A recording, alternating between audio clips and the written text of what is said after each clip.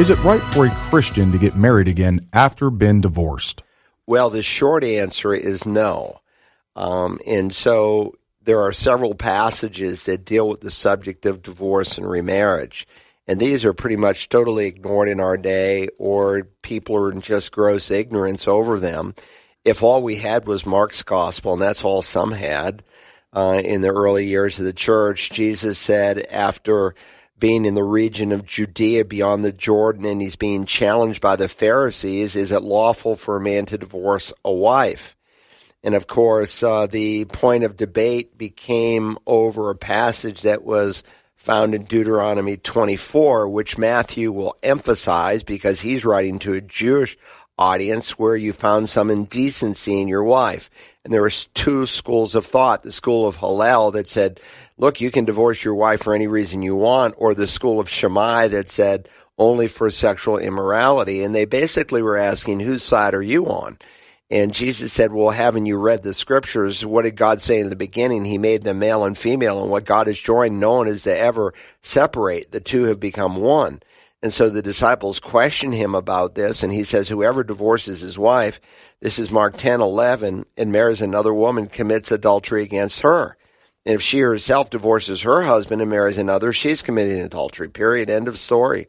Pretty straightforward. If that's all you had, you'd have to say, there's absolutely no room for remarriage. Likewise, Luke, he addresses this subject as an illustration, but it doesn't change the truthfulness of what he writes in Luke 16 and in verse 18.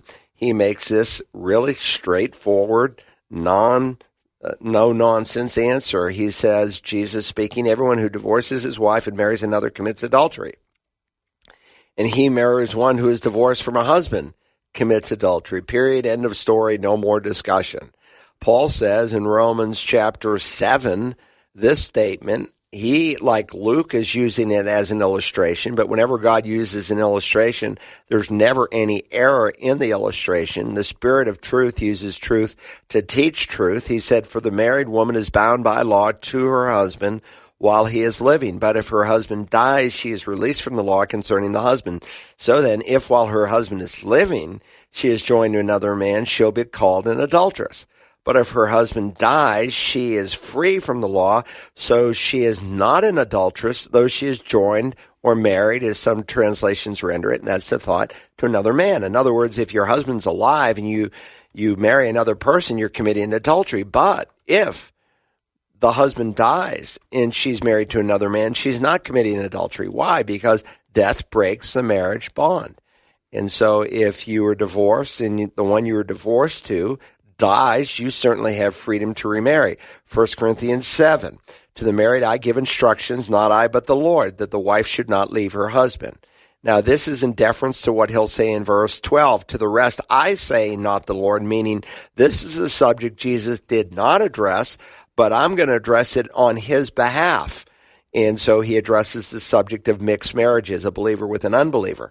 But in the first he says, and it's very interesting, to the married I give instructions, not I, but the Lord, meaning Jesus spoke on this, that the wife should not leave her husband. But if she does leave, she must remain unmarried or else be reconciled to her husband, and that the husband should not divorce his wife. There are times when a woman has to leave. Why? Maybe he's a serial adulterer. Maybe he's beating the children up.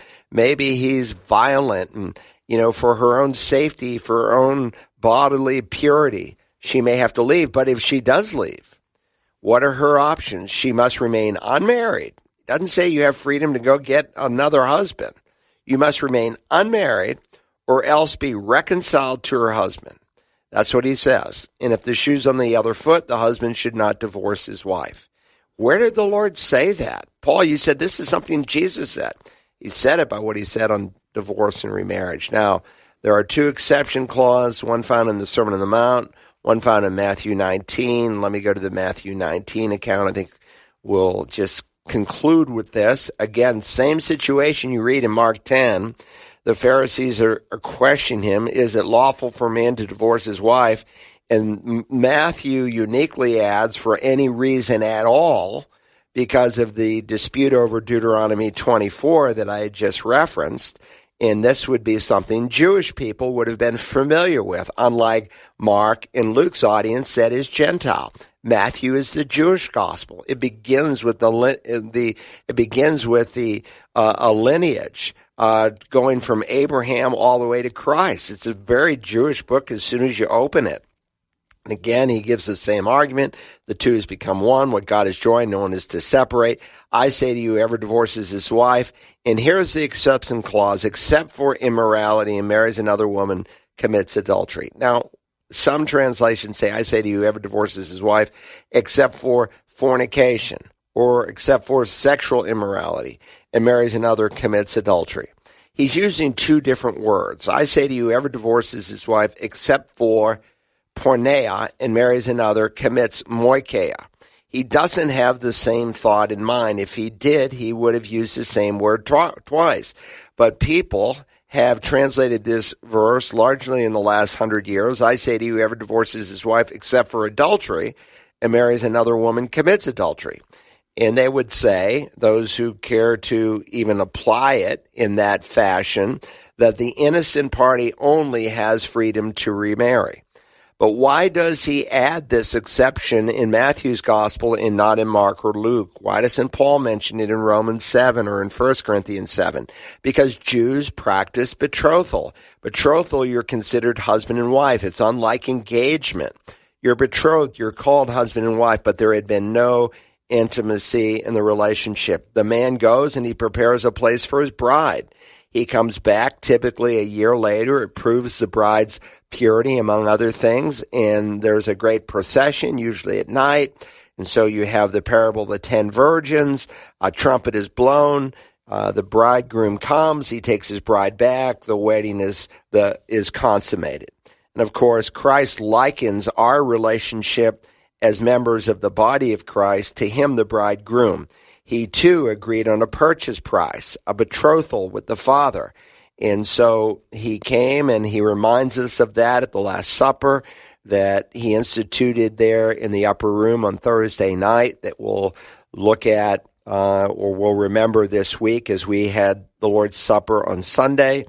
And he reminds them that this is the blood of the new covenant. This is the agreement for the purchase price. And a man would, at that betrothal arrangement, agree on a purchase price with the father of the bride. He had to be able to demonstrate that he could leave and cleave, that he was independent financially, and that he was able to provide for this woman whom he said he loved. And they would agree on that purchase price. They would drink from a cup. He would leave generally for a year. He'd come back at night. There would be the sound of the trumpet. And so Christ has agreed on a purchase price. We celebrate it every time we celebrate and remember him at the Lord's table. He's gone to prepare a place for us as the groom would for his bride. He'll come back with the trumpet of God. He'll gather his bride and we will forever be with him. And so marriage is to exemplify that unbroken relationship with the Lord. And so even in a few chapters earlier when he describes what comes out of the heart of men, he said, out comes porneia, fornication, and moikeia. He's got two different things in mind. And so the word porneia can be used in a broad sense to refer to sexual immorality or in a specific sense.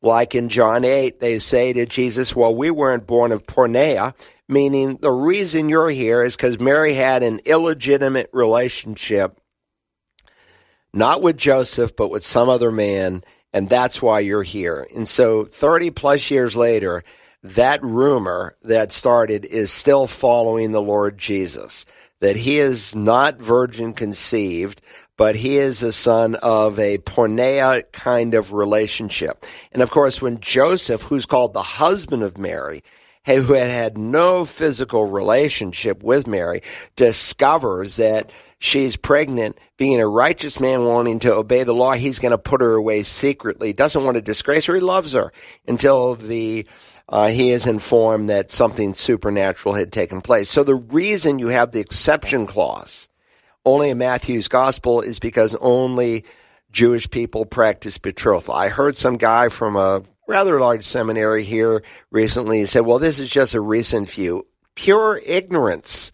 pure ignorance. I can document from the church fathers and others that this was the traditional view. It's not until a guy by the name of Erasmus, who is a Roman Catholic, who debates Martin Luther on justification by grace alone through faith alone, who embraces the Roman view, teaches that the exception clause referred to adultery after marriage.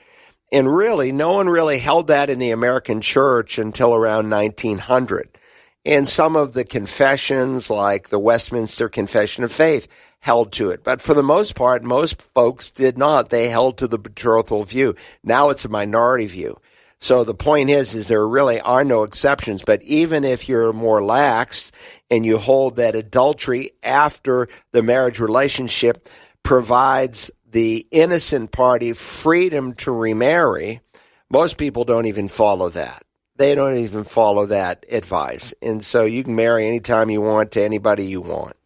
And so we have really soiled our reputation. So what happens? Well, the sins of the culture come into the church. And so well over 50% in virtually any evangelical church in America are going to have people who are in second, third, and fourth marriages and so forth. So what do? You can't unscramble eggs. That's clear. But you deal with it honestly. You don't rationalize, well, my ex did this and my ex did that. And no, you say to your children, your grandchildren, God's ideal was one man, one woman until death severs the relationship. I messed up on that, but God has forgiven me. He's given me a fresh start. And of course, the disciples understand what Jesus is teaching because their reaction in the house is, well, if the relationship with the man and his wife is like this, meaning you're taking it way past even the conservative school of Shammai. If it's like this, maybe it's just better never to get married. And of course, he makes it clear, no, marriage is part of God's plan, but God's plan is permanency in the marriage relationship. Dr. Carl Broggi answers your questions about the Bible and living the Christian life Tuesday mornings at 11 on The Light, 88.7 FM, and online around the world at wagp.net.